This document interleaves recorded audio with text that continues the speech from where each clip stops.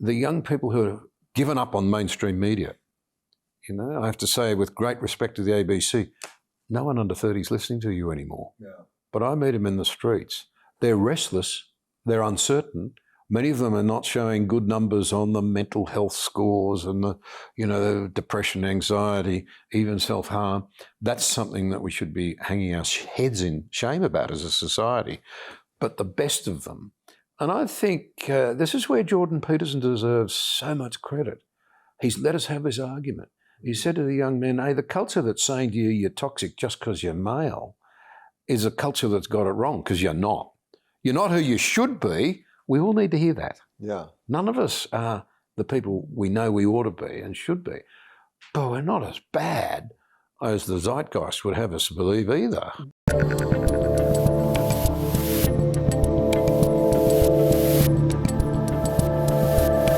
So what happened to the, we had this sort of comical idea of the Australian, right? I mean, Crocodile Dundee basically became that. I mean, that was what we sort of thought. And then Steve Irwin, and there's a few other versions. And as you know, I've got young kids, so now Bluey has basically taken over the American mind of what an Australian is.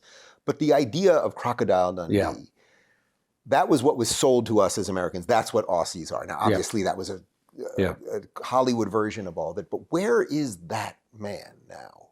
Does he exist? I wish. Oh, yeah, they exist.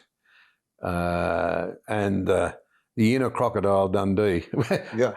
And by that I mean his admirable qualities. Yeah, no, of course. I made it in a surprising. He was pretty admirable in the movie. Yeah, in many ways. Yeah, he was. But the idea of that man seems to have been abandoned, and that seems to be the thing that you're talking about then leads to all the political stuff, right? I think complacency is a big part of it. I also think there's another strange part of the Australian psyche. This is one of the great differences between Australia and America. You were an experiment in freedom, and a pretty bloody one at times, and a pretty cruel one, and a tough one. We actually were an authoritarian regime in terms of our origins. This was a convict settlement right here, literally where we're sitting in Sydney, just downstairs, basically. The beginnings of an extraordinary adventure in a foreign land. And there has always been a part of us that has looked to authority figures. And so it's often said of Australians, they're formidable in war and lackadaisical in peace. When the challenge is really there, we can show a toughness and a resilience that's extraordinary. You go back to the Second World War, and the North African desert, the first time the Allies actually won anything significant, and before which the Allies had lost every battle to the Germans, after which the Germans never really won anything. The key to that was actually Australian soldiers and New Zealanders, and General Rommel, who of course was probably the greatest of the American generals, forced in the end to commit suicide by Hitler. Said of the Australian troops, they must be the biggest and finest men the Empire's ever produced. And then if I wanted to take hell, I'd send the New Zealanders in first, then I'd send the Australians in, and no one would ever get it back. I think that's still here, and I meet it in this is the really interesting thing. The young people who have given up on mainstream media, I have to say with great respect to the ABC, no one under 30 is listening to you anymore. Yeah. But I meet them in the streets. They're restless, they're uncertain. Many of them are not showing good numbers on the mental health scores and the depression, anxiety, even self-harm. That's something that we should be hanging our heads in shame about as a society. But the best of them, and I think this is where Jordan Peterson deserves so much credit. He's let us have this argument. He said to the young men, hey, the culture that's saying to you you're toxic just because you're male is a culture that's got it wrong, because you're not. You're not who you should be. We all need to hear that. Yeah. None of us are the people we know we ought to be and should be. But we're not as bad as the zeitgeist would have us believe either. What do you make of how that scaled across the West? Because it's the same thing. Very similar. Very similar. This is an interesting thing, isn't it? The whole victimhood victimhood thing in the West, it's spread well beyond the West. You think Superman 1 and Superman 2. Superman 1 is just the hero. He's just the tough guy. He hasn't got issues. Superman 2's got lots of issues. He's still a hero, but he's got lots of issues. And, this sort of this idea, it's culturally, I mean, America's so dominant, of course, particularly in the arts, what have you, of victimhood spread out. Dare I say it? Maybe Hollywood should have a good look at itself.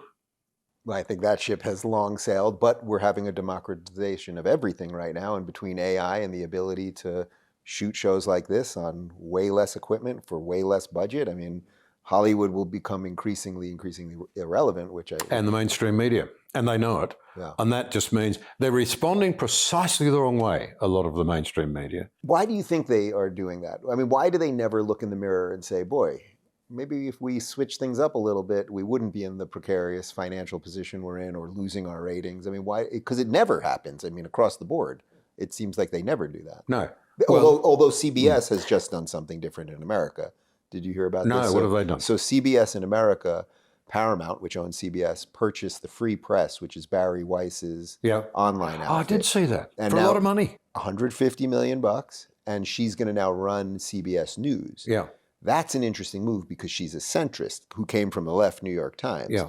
And I think if she can recalibrate what they're doing there and the ratings start coming back, I actually think that might get our mainstream to come back. But we shall see.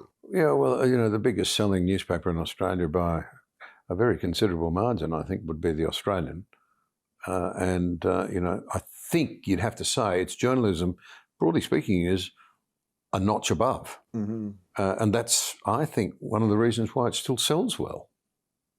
But it also, of course, gives rise to the thing that you've just touched on, the podcasting sort of game. Obviously massively influential. Now, the chairman of the ABC here was unimpressed with the idea that Joe Rogan could host Trump for a 2 or 3 hour conversation, and he thought that was appalling.